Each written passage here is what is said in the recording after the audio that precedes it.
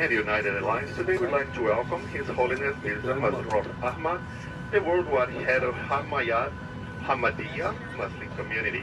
His Holiness resides in London, UK, and is presently visiting United States and Guatemala, meeting with the members of Senate, Congress, and community leaders, along with the community members across the states. He is the World Ambassador of Peace, standing up for religious tolerance and human rights.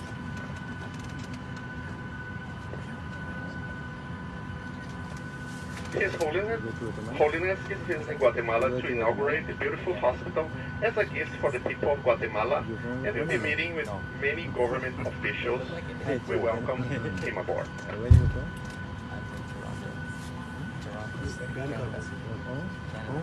Yeah. You wouldn't have guessed him.